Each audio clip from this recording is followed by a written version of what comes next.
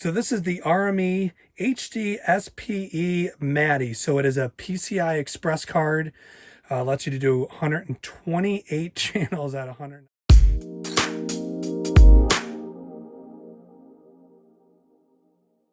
What's up, guys? Welcome back to True Sound Studios. I'm Weezna. Today, I get to do something that I've been wanting to do for so long. So number one, get a new computer so I can get out of what I like to call Windows 7 jail. Number two, get a new interface because my current PCI Express card through SSL apparently won't work on anything but Windows 7, so I cannot upgrade. And then number three, get some new converters and replace the SSL. So this whole new updating the studio starts today with unboxing the RME PCI Express card to Madi. And then after I unbox it, I'm gonna go ahead and install it into my new computer. Okay guys, first piece of new gear that has finally arrived to the studio, as you can see from Vintage King, about the only place that I could get an actual in-stock PCI Express card to Madi. Oh man, there's some peanuts in here.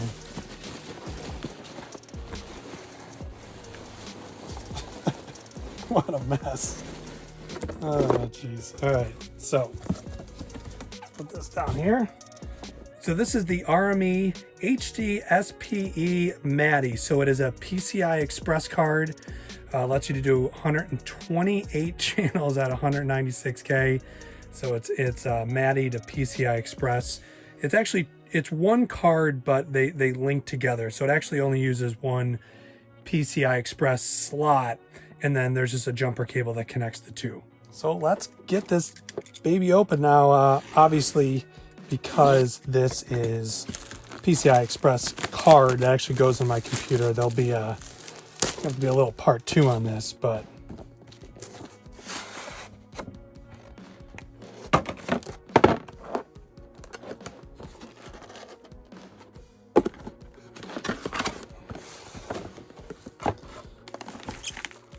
so here is this is one of the cards.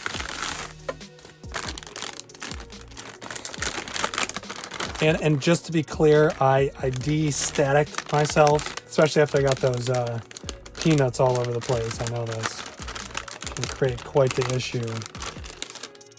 So there you go. That is like the main card because it's got the connectors on there. And then I'm pretty sure it's this jumper here that allows you to jump to the second card, which looks like it's right here. That is part two, and then there's that little jumper. So this is the new card that will replace my SSL Madi card. That's PCI Express as well. This is obviously much more updated and is currently supported by RME, so therefore I can get drivers and whatnot for a much longer time than I can with the SSL, because really the SSL is kind of like, it's done. And also, can't forget at the bottom here, there was this breakout cable for MIDI, which I might end up using. I'm not really sure. So it's got, looks like two ins, two outs, and then this connector connects them to here. Okay, so now it is time to get this card installed into my computer. So the first thing I'm going to do here is grab some needle nose pliers and bend off this little PCI Express card. We'll call it a metal cover. Here is the card, and we're going to install it. I guess you would consider this upside down.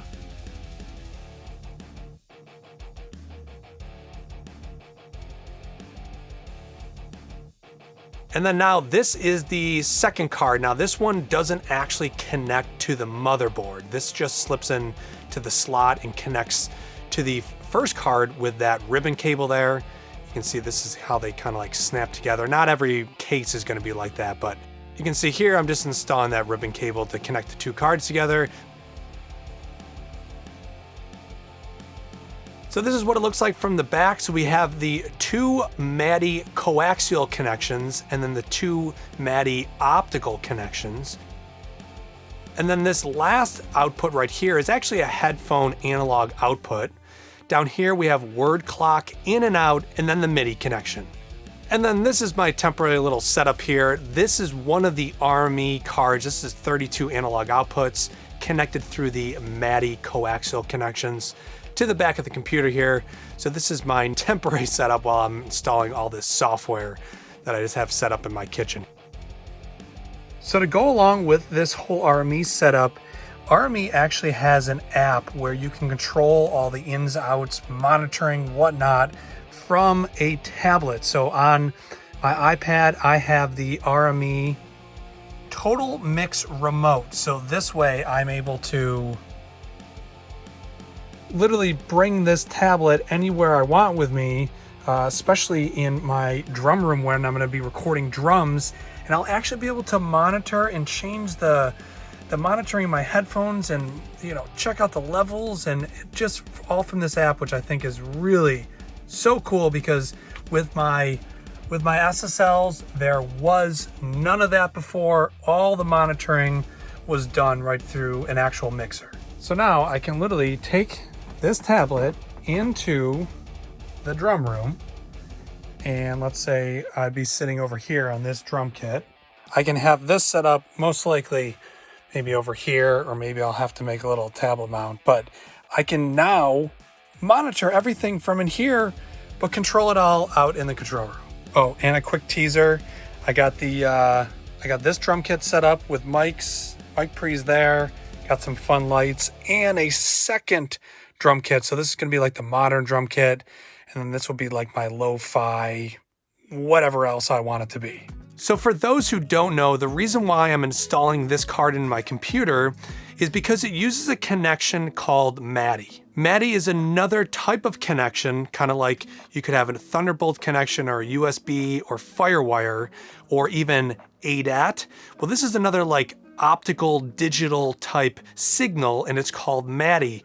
And depending on which Madi card you can get, it allows you to get these really crazy high numbers of inputs and outputs. So the RME Madi card gets installed in my computer, and through a Madi cable, it connects to my new converters. So in the next video, we're gonna go ahead and unbox the new converters that I have, and then connect these new converters to all my analog gear, the analog mixer, the computer, all that stuff, get it all routed out, figure it all out, figure out how to use it, and then yeah, we just go from there. All right, guys, so as always, really appreciate you guys watching. Don't forget to find True Sound Studios on Instagram. Definitely still a great place to get a hold of me. But till the next video, I'll see you guys then.